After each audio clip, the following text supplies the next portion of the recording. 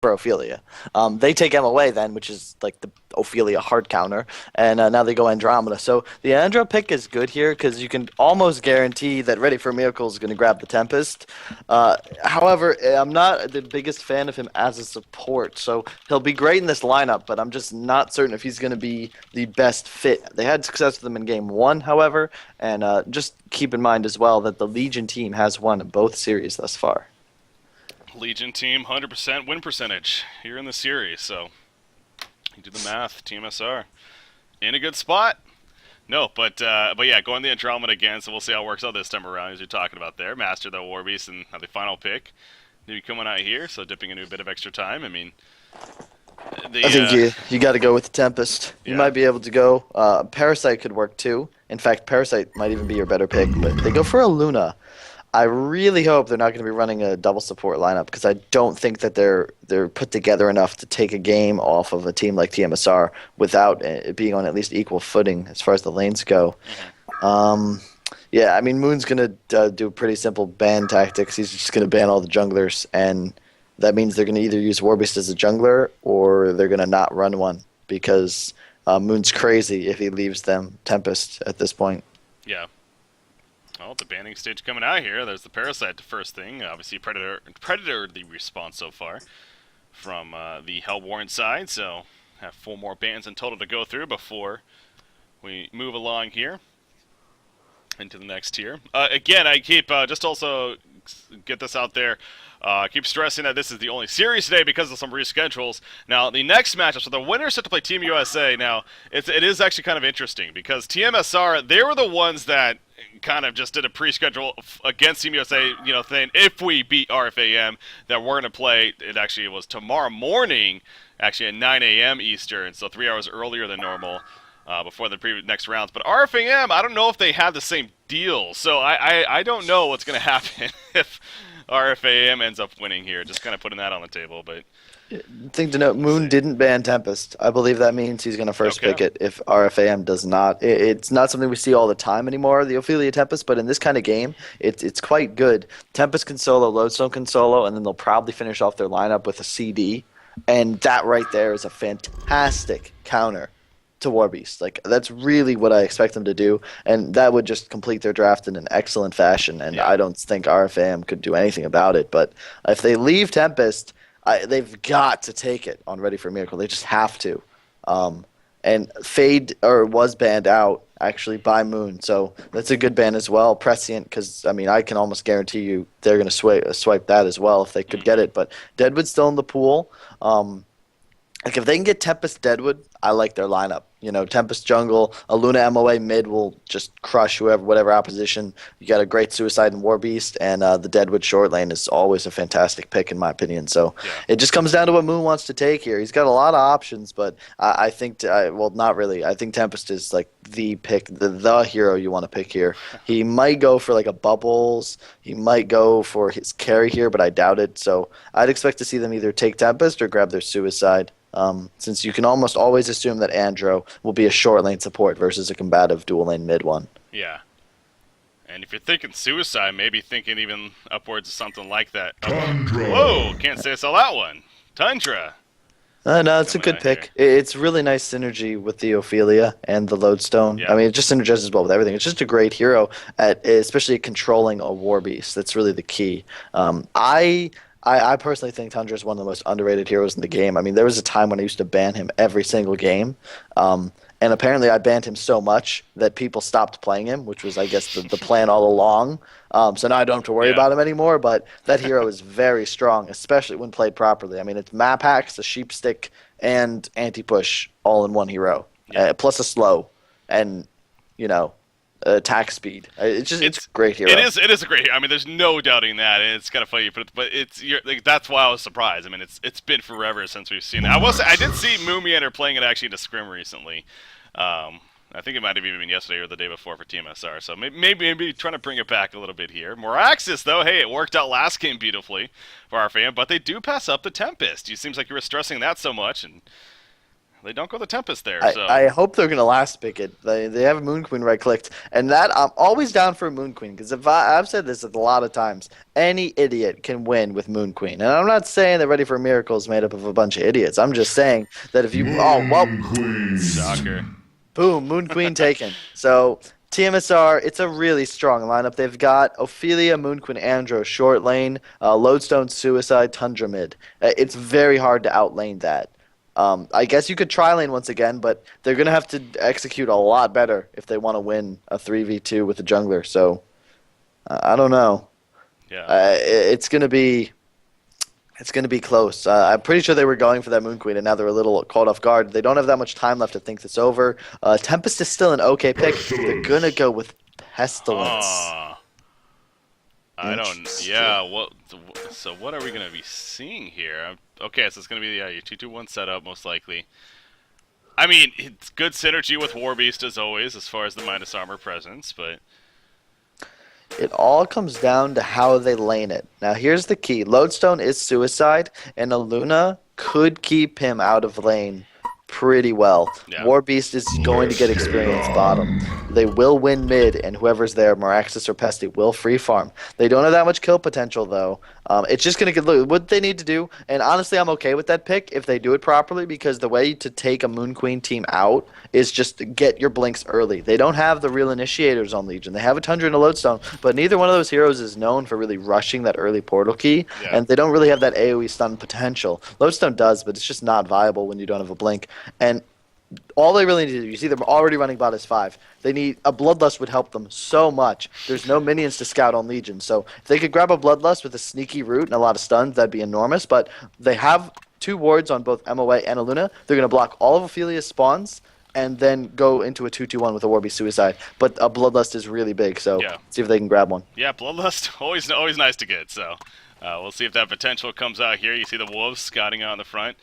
Meraxis leading the way as well, but I don't think it's going to be happening. I mean, tmsR, they're able to spot it. It would be happening, but they're just playing this so strangely. Yeah. Like, why are they run bottom as 4, they stagger in, they're going to ward the same place.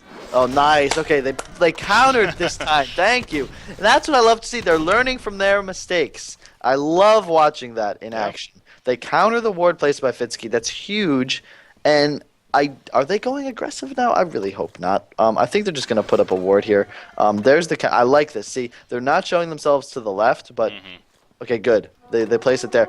If tmsR is smart, they should know that one would be placed on the left. But again, they bring 4 wards into the woods. They don't block the pull. They block 1 hard camp. I guess that's not bad. You see, Moon this time was a little wiser. He didn't spend his gold, so he still has the money to buy an upgraded Crow and counter wards, and they also lane ward middle. I like that a lot. I just wish they had blocked another one of his spawns, because Ophelia level 5 changes this game. Up top, you see Lodestone. He's just going to pull the wave, and no one's here to stop him. So KG's going to get a lot of experience. I'll just take this. Yep, a little bit of inexperience there shown once again by RFaM, but the lanes are fine. Like, this is a lot better a laning phase for them. Tundra's also a hero that is killable by an Aluna Meraxis lane if they can position and play it properly. Oh yeah, definitely. Yeah. And again, speaking of that, of course, Haxerin, the one playing the Tundra. So again, as you stated from the beginning, it seems like that might be the new rule of Haxerin this season, kind of playing more of that ganking presence carry, or ganking hero in general as that middle lane. So, or the portal keys even that you were talking about. So going to be playing the Tundra here. You also talked about Moonmeander on Ophelia in his own jungle. But yeah, this middle matchup, Meraxis once again, just like last game, should have a very good time here.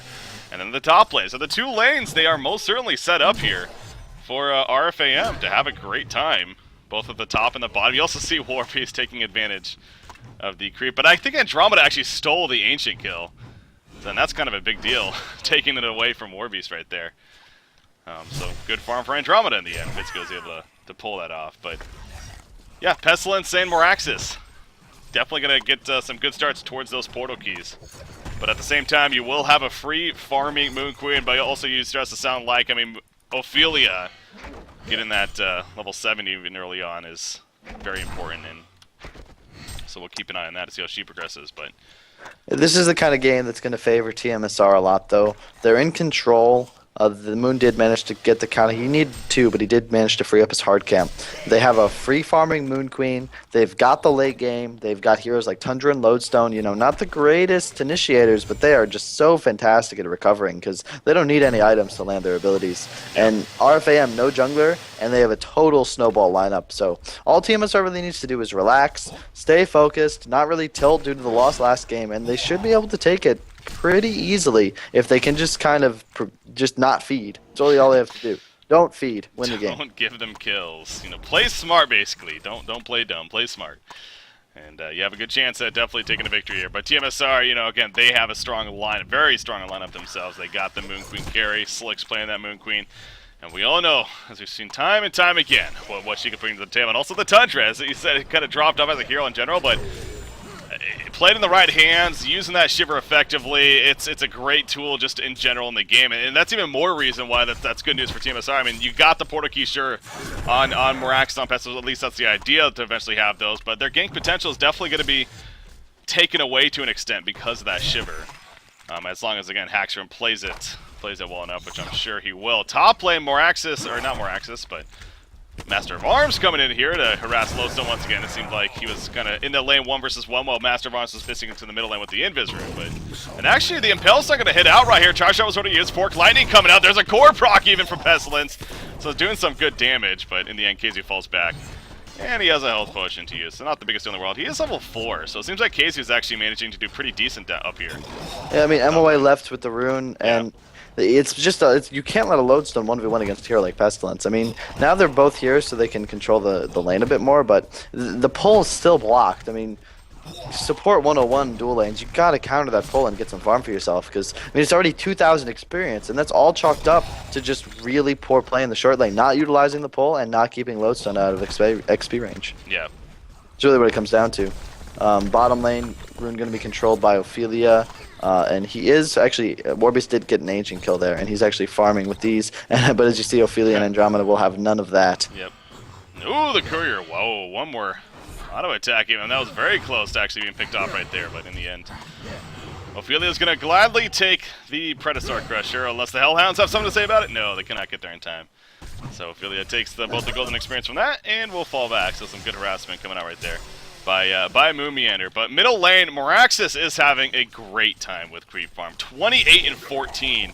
And again, you compare that to the likes of something like that Moon Queen, who's 22 and 11. So, no shit once again on Moraxis. Having a great time. Master of Arms also back to the middle lane here. So again, I mean, what do you think of this decision? Sending Master of Arms back mid, it doesn't look like he's even going to accomplish a whole lot.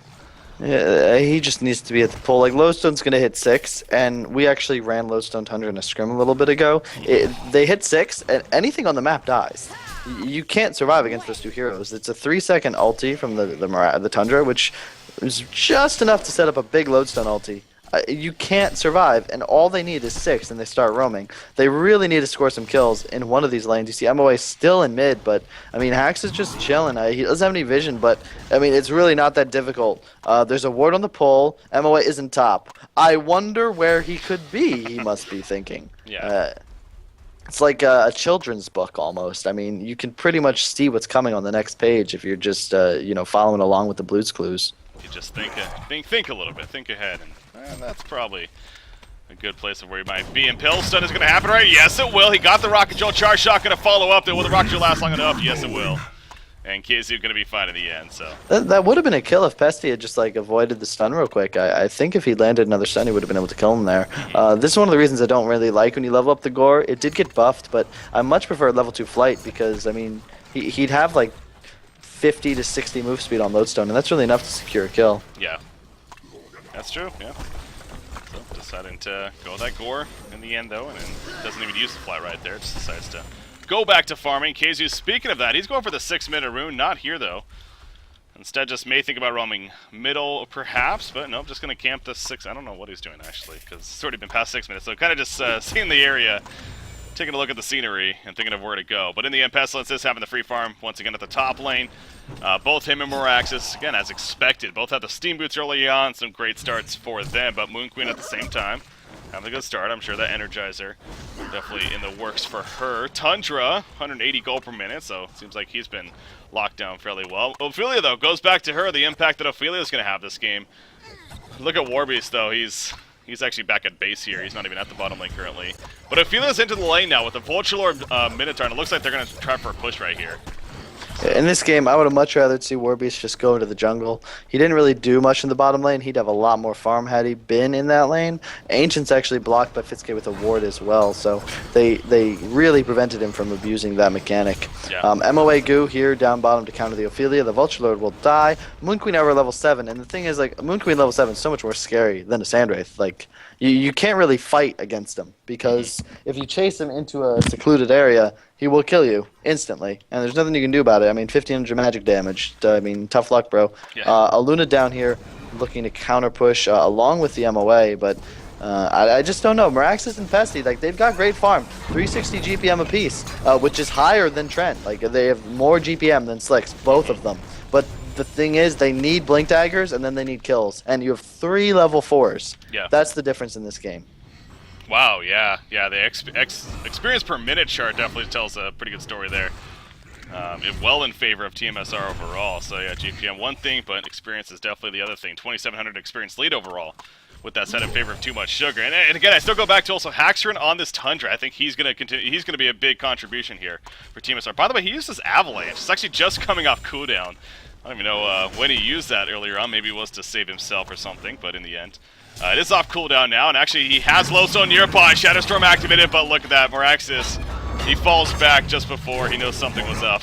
And that's easily just avoids. Spidey senses. Really well done there. No shit, still impressing on the Meraxes. He wasn't the greatest CSer last game, but he is playing quite well, and also CSing much better in this game. But that's the difference when you're playing against a Tundra versus a Lodestone. Yeah, yeah, definitely. Now the question is, will Pestilence have the same foresight to save himself from a free kill? They can't afford to get Bloodlust. Like, they need to get kills. They're 800 or so away from Blink Daggers on both heroes. And look at this. He's smart too. He's gonna just leave the lane. They know something's up. Yeah, I mean, the only word of sight here is in that middle lane. Obviously, someone probably saw Tundra heading up here in the first place and says, you know what, gonna go in the jungle where it's safe for now. He has nearly 1,300 gold saved up, 1,200 on Meraxes, so that goes back to, again, both of them still continuing to have a very good time with farm. It does drop off drastically after that, but you know, it's not much better on tmsR side. It's a little late on the rotations, but I love Warbeast in the jungle, both supports down bottom anti-pushing. Like, that's exactly what you want to do. I wish they'd rotated Warbeast earlier, because he could easily be level 6 or 7. That XP gap could be more like 1,500. But I mean, tmsR definitely ahead, but like, Ready for Miracles playing, like, they're focused, man. Like, they want this game. Like, they don't think last game was a fluke. They believe they can take game 3, and if they can grab some portal keys and a couple kills, like, the ball will start rolling. They just really need those Blink Daggers, and they really need the Bloodlust. Like, that's going to be the key to this game. That is so much experience on the line, and of course, like, an extra 600, 700 gold, if not more. That's all they need, and they are in this game. Ophelia, by the way, has been sitting top with these 2 creeps for about the past 2 minutes. Yeah, I noticed that. And actually, initiation onto Low Zone right here. Vessel's getting aggressive, but here comes that Ophelia. He wants to kill it. No, he needs to fall back though. Low Zone coming in. He put the flight up a little bit too late right there. Minotaur Stun happens. Will it be enough? So Impel comes out. The flight is active. And yes, he does get away. So that was close back and forth right there, but in the end, he survives. Still no Bloodlust, by the way. Now 10.5 minutes into this game here, jeez. An unlucky creep hit would have killed Keizu and given Pestilence the Bloodlust and Blink Dagger, so he lucked out pretty significantly there. That was very close. Ancients finally unblocked, so the MOA goo will start to do work once they're able to do that. Warbeast almost level 7. He's getting there, still doing his best to farm up. He has a Catman camp, unfortunately, which is just the worst, but he's doing what he can. What do you think of Moon Queen, by the way? He does finish his Steam Boots first. Do you think he needs to go the Energizer, or more the Whispering Helm route, which it seems like he might be going for here, and then Firebrand? Do you think he needs the Energizer, or what? Energizer is not really necessary. It's kind of a fad. It'll probably die off soon. Like, it's a great stat, and it's really just a great item. It's modeled after the Drums of Endurance, or in Dota 2, and a lot of heroes pick it up there.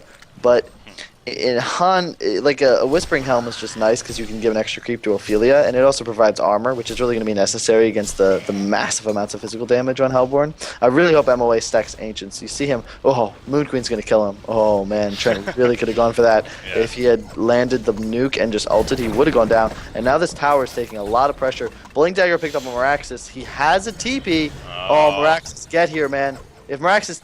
There's the TP in from Meraxis. Yep. This is big. This is so huge if they get this kill here.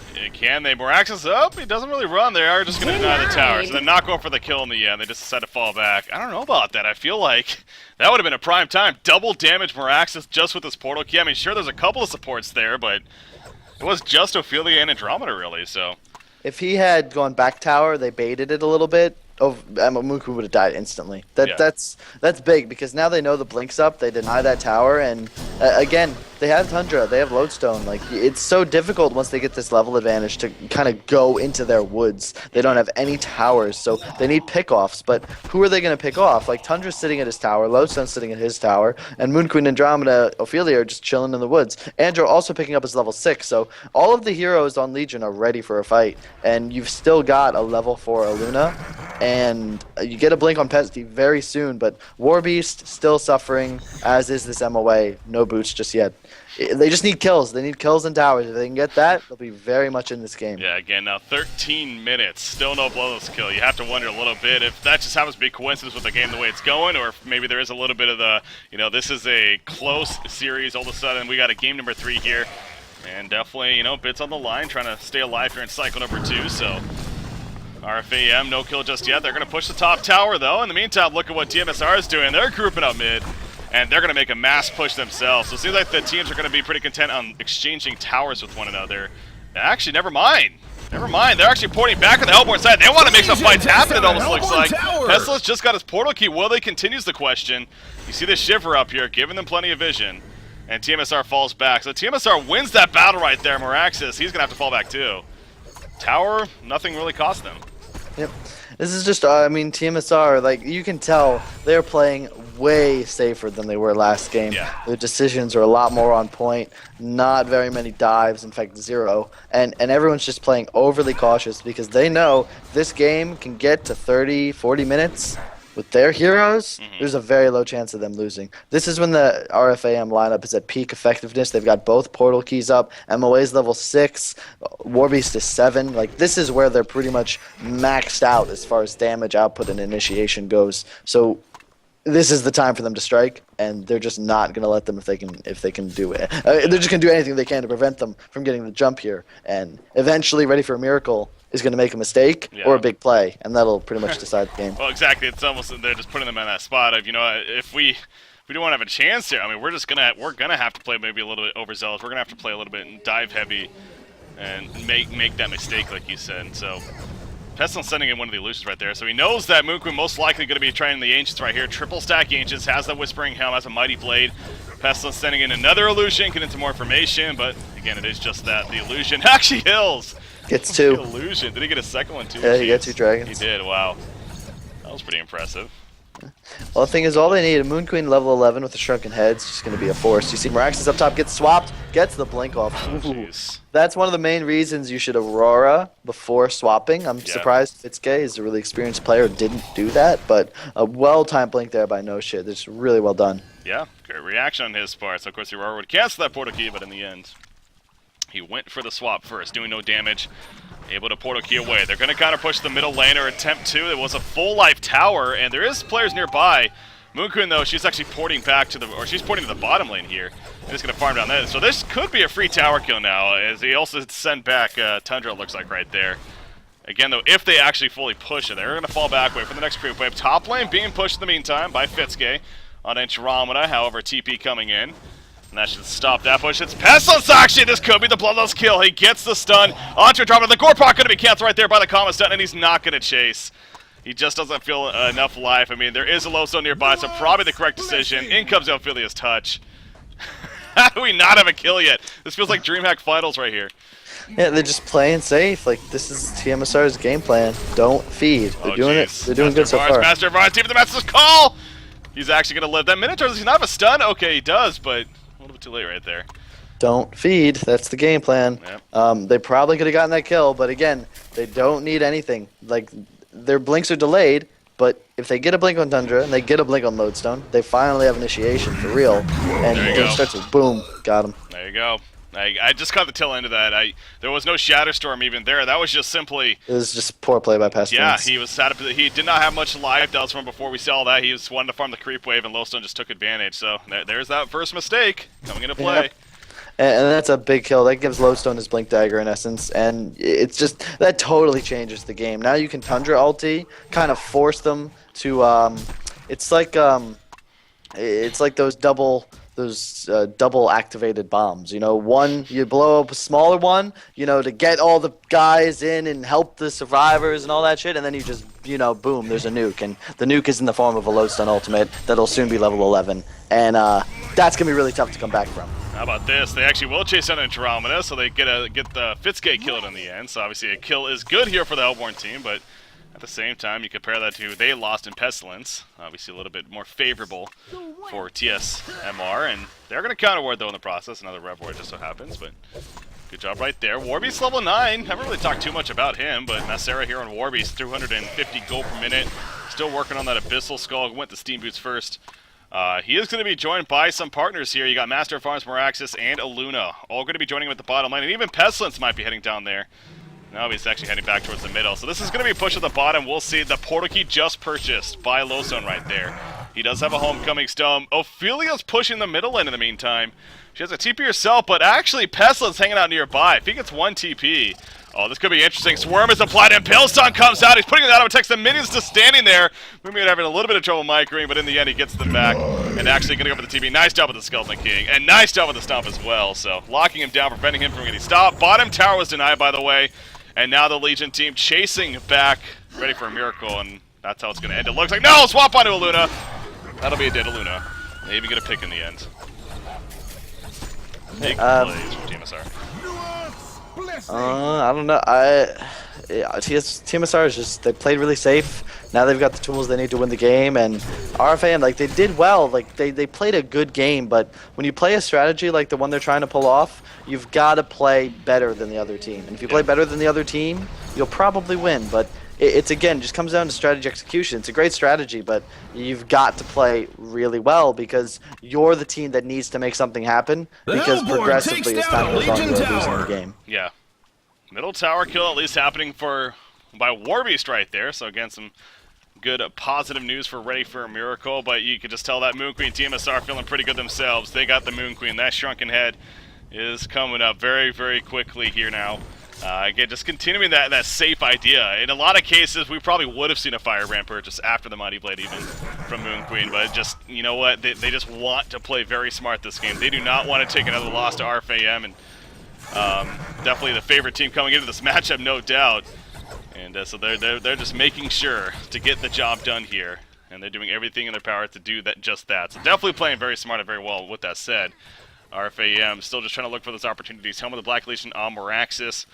Obviously, Pestilence is going to be working for a Shrunken of his own. Activating Flight right here. They're looking for something. Maybe that Moon Queen, they're diving pretty heavy. Will this be killed in the end? Lodestone coming in, though. The nice quakes on the top of here comes also Shatterstorm going to explode. But the Moraxis explosion first. Down goes Moon Queen. Lodestone exposed now. The stun onto Moraxis. And Pilestone stunning them both. But Moraxis realizing he's dead. He just says, kill me now, and he will die.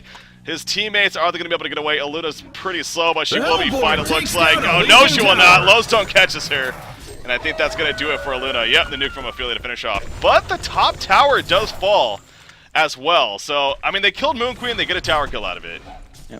They're going to need just some big plays. Like, they're not out of the game by any means, but it just goes to show if they had a little more experience, play this a little better. Like, give Warbeast an extra 50 gold per minute and an extra level. Maybe they take Kongor, do a little more stacking and counter-warding these Fitzky wards on Ancients more so they can take those. Yeah. Like, they could be much better in this game. They still have a good chance. A lot of them are buying investments, but Shrunken just finished on Slicks, Blink on Lodestone and Tundra now. The game's getting more and more difficult as time goes on, so even though they still do have that prime initiation, now they're really looking for some double stuns. Like, they need to pick off Moon Queen and somebody, because you always have to keep in mind that Fitzke will be ready to swap whoever gets jumped by that Pesty Moraxis combo. That's true. Andromeda, the power of her, of course, willing to be that sacrificial lamb. in most cases. So you got the level 11 Tundra as well. Yeah, the Avalanche. So even that much more powerful. Again, Kongor's up, but Hellborn team not interested in doing that just yet. No really sight around the Kongor pit with that said. Pestilence actually over the Ancients. Still trying to finish his own Shrunken Head right here. So as far as the game plan for tmsR, though, it just seems like you got the Shrunken Head now on Moon Queen. Just continue to farm. I mean, again, no reason to push the issue. Just continue to farm more. I'm sure the Geometer's Vein, very likely a possibility going to be next in line. Andromeda got jumped right there, but just a little bit too quick to get away, as they did not want to pursue deep into the jungle. Again, just playing it, making the safe decisions here. Shrunken Head on a War Beast. All 5 of them kind of in the vicinity. I kind of wonder if they are thinking about Kongor here or not. I mean, do you think this could be a prime Kongor moment, or it's still too risky at this point? Well, now the bird's up and about, so it's a little difficult, but they definitely need to make something happen. It's just really difficult with a Shrunken on Moon Queen, because that's a guy outputting a lot of damage, and that's the difference between a Moon Queen and a Sandwraith, in all honesty. Like, he doesn't need to farm a Mach to be useful. He's got lifesteal, he's hitting for 150, and he's got an ultimate that's going to do an AoE 2100 magic damage, plus beams. So he's doing tons of damage. No items really necessary other than those defensive ones. They're going to just push top. I believe Hellborn should just continue pushing bottom, maybe make a play for Kong after they force the teleports, but they can't defend. And this is a real big mistake that a lot of inexperienced teams make. Like, look at them. They're running around. They need to just push. Warbeast should still be bottom, and instead he's going to, like, mosey on to Kongor. Like, they're trying to do two things at once, and they're not going to accomplish either goal if tmsR is on the ball. Tower. Top tower pushed in. They're trying to push down the bottom tower themselves. Yeah, you look at Lodestone, though. Barbed Armor, as you mentioned, I mean, he is ready to go in. So the Legion team, they got the TPs. There's the jump in. Shatterstorm's activating mass TPs. Moraxis realizing he is in all the trouble in the world, and he will be bursted down. So great execution coming out right there. Kongor, yeah, not even close. Yeah, so they don't get the tower, they lose a hero, and they don't get Kongor. But they do give tmsR vision that, hey, we are thinking about doing Kongor, so you should probably make sure you're around here warding up so that we can't do it. It's just, you could see that coming from a mile away. It's just, again, it's just inexperience and just not really knowing how to play the game in the most effective manner. And Luna's going to die too. Yep, there's the Avalanche. It gets the catch onto Luna. Hastrun helps. There's a dead Luna all of a sudden. So yeah, it is slowly but surely creeping more and more in favor of too much sugar here.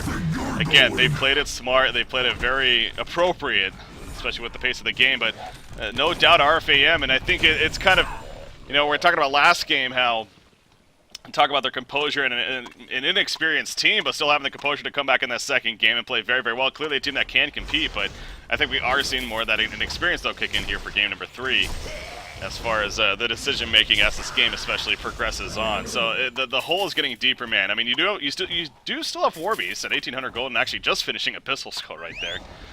So getting that after the Shrunken Head even. But he will have that tool at least. I'm sure a Soul's Bulwark would be nice here on the Hellborn side too, but not coming up just yet. Shrunken Head on Pestilence, also another good item to pick up, but currently just sitting on the Mighty Blade here. And I believe he still needs both the Warhammer and the Pattern, so not going to be coming up just yet. Actually, I kind of wonder, does he? Yeah, he probably does. It's 25 minutes in. He's farming 343 gold per minute. Yeah, I would think he still needs both, so. They're kind of pushing the bottom lane. Pesty, he's got BKB. Does he? 50. Okay. Yeah. I saw him buy the other piece a little bit ago. 25 minutes in, so decent timing. But once again, tmsR is literally taking no risks. They're just warding up and farming, and that's all they got to do to win. And Ready for a Miracle is just not put together or composed enough to tighten the vice as they need to in order to pull ahead. So tmsR's lead is growing. They'll soon have another item on Moon Queen. I think he just picked something up, actually. Yeah, he did. It was the Firebrand. So Geos will come out soon, and then it gets really difficult. Yep. That's where things tend to get a little lopsided there. So just being patient here is tmsR. They're just waiting for that moment themselves again. They are not stressing the issues. Ready for a Miracle. It's getting to that point where you do got to just play a little bit more desperate-like. And here we go. The jump onto Ophelia. Shrunken Head comes out. The swap from Andromeda, though. Power throw coming through. The Hellboy team just not able to chase them down like Pestilence. Pestilence by himself currently.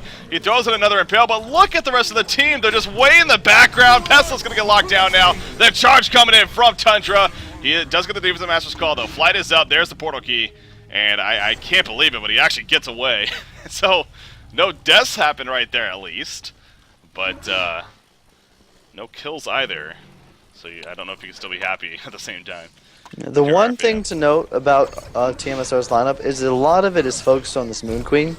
If they can kill the Moon Queen, they'll probably be able to win a fight. Yeah. Because Warbeast can just chase everybody down. But I don't know if that's going to be possible. And there again, it's like 5 and 10 now. It was 4-9, 4-8 a second ago. It's slowly slipping away, and victory is just kind of it's like a boat, you know, with no anchor, no wind, just drifting away in the breeze. And all they can do is sit in their sailboat and watch, because I don't think they're going to catch Victor anytime soon without some enormous plays. Well, Morax is going to watch right here as Andromeda comes in and tries to maybe steal some of the creeps, but actually Moraxis just going to hold his ground, but definitely needs to be careful. He's doing this all just for the creeps, and yeah, he needs a portal key. He does in time. You see Loso jumped in, but the real Moraxis does get out of there. So he's going to be fine. Level 6 Aluna. Jeez. Level 6 Aluna. That is 3 levels higher than her teammate. That's, what, 5 levels lower than anyone on the Legion team, including that Andromeda. There's level 11 right here, so that's just another factor of why ready for a miracle. Continuing to be in that difficult spot. The Geometer's Bane, it's getting ever so close now. Core item's going to be met here on Moon Queen, especially when she finishes that. So again, it's RFaM. They are pushing up right here, looking for an opportunity. But will they get it? It's tmsR just playing it smart, man. I mean, not giving them really much hope. Yeah, I don't think this is one of those situations that a lot of teams find themselves in when you have a lot of big names, where you're playing a team where you really have nothing to gain and a lot to lose. So a loss here is going to be all over the forums. A win will pretty much just be relegated to obscurity. But win, yeah. Yeah, so they need to win, and they know that. And they got caught off guard last game. I don't think they're going to let it happen again. And again, this is the right way to play the game. Yeah. Never take a fight until you're sure you're going to win it. That's how you play. That's how you play good HoN. And that's what they're going to do here, and I'm pretty sure it's going to win them the game if they can keep it up for another 5 minutes or so. Portal key on Andromeda, jeez.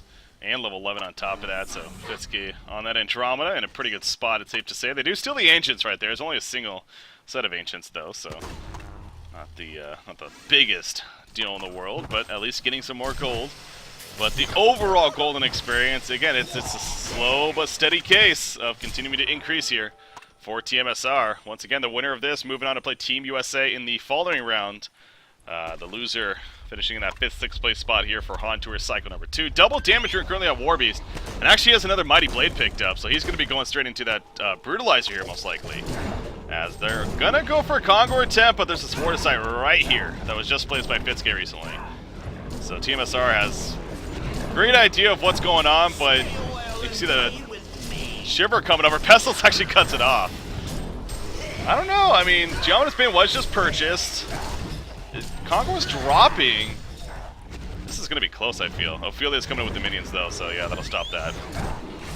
And that'll probably get them to fall back altogether, or will it? I mean, they're cleaning up the minions right here. The Legion team, again, they're very aware. They got the Geometer's Bane now on Moon Queen. She's farming up the middle lane. Yeah, not going to happen, so. Sit around the Congo pit still. Minions coming back in. Oh, Warbeast actually pushing up a little bit right there. If this is how you play it as Legion. You get the gem up, you counter their vision, and you make sure mid stays pushed so that you can kind of force them off, because it's very difficult to fight if you come down from that choke. And now they're actually probably do Congo themselves. Geez, yeah. It's big. I mean, there is more to sight here from RFaM, so again, they are very aware, but are they actually going to give up Congo? They have to initiate. Pestilence gets stunned though, as he's jumping in. He's going to be locked in. Deep the Master's Call comes out. Moonku will finish off Congo. Warbeast jumps in, but just a little bit too late. Moon Finale's activated, and now Warbeast realizing it's not going to happen. He tries to run away. Stun there on him. Moraxis. Warbeast going for the kill on him and drop. They're going to be picked off though. Pestilence comes back into the fight, gets the shrunken head off, but now he gets stunned by the Skeleton King. They can't even kill Andromeda in that whole process, and I think if you're RFaM, you got to be demoralized after that one, and understandably so, because that could very likely be the game for tmsR right there. It's the power of Moon Queen right there. You get him these 3 items: Whispering Helm, Shrunken Head, Geometer's Bane. I think his win percentage sits about 87% with those items, and I mean it's very difficult to take him down. Obviously, I mean, with a Tundra, Lodestone, Ophelia to back him up, it's just a really good lineup, executed well. Yeah. They got past the 30-minute mark, and they would take the first team fight that they could definitely win, and what do you know, they win it. Yep, that's just smart play by Too Much Sugar. Definitely take notes here if you're tuning in, and maybe in the lower divisions in HoN Tour are just interested in getting better in the competitive scene in general. tmsR playing a pretty solid game all around right here. Hellborn Barracks as far as getting the advantage and then taking it smart-like. So they get the Melee-Rax kill.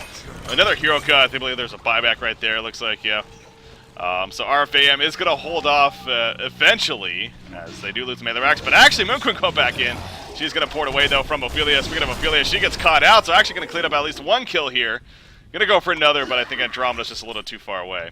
And that will be that. So now if you're RFaM, you resurrect, you use all those buybacks right there. You know, what do you do now? You can't possibly just look to sit back and farm some more. You pretty much got to play desperate here, I would think. And just go for some kind of push, some kind of just look for that quick gank, but unlikely to happen is what it comes down to. So they are going to push back this middle lane here somewhat.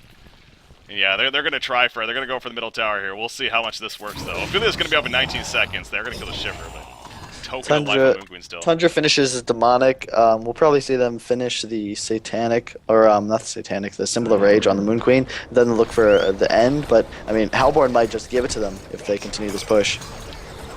Moon Queen coming out, Tundra in the background. There's the Avalanche Initiation on a War Beast. More access explosion, but Moon Queen is sitting there right-clicking.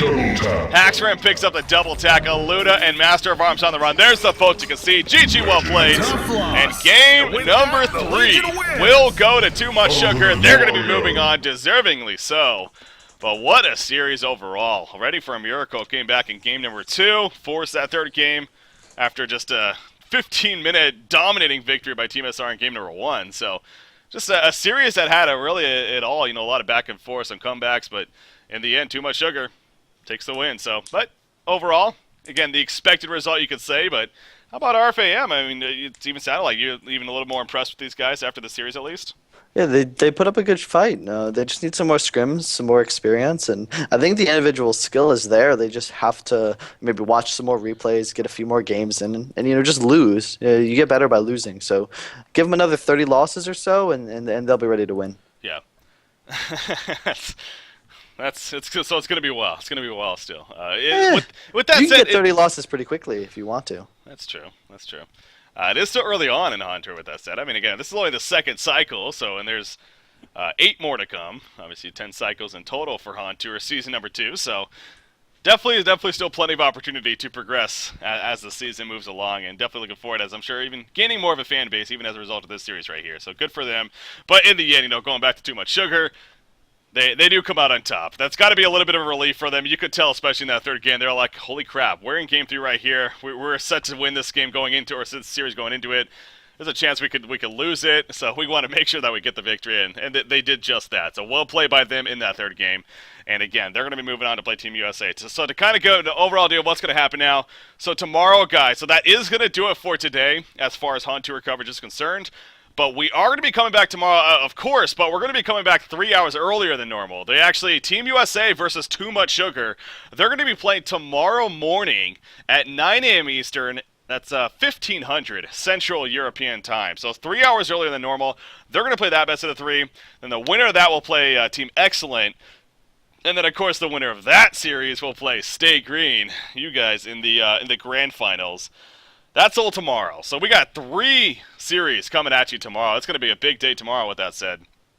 And hopefully you guys are ready for it and looking forward to tuning in. So, Swinnamones, once again, thank you for joining me, man. Any final words you have yourself?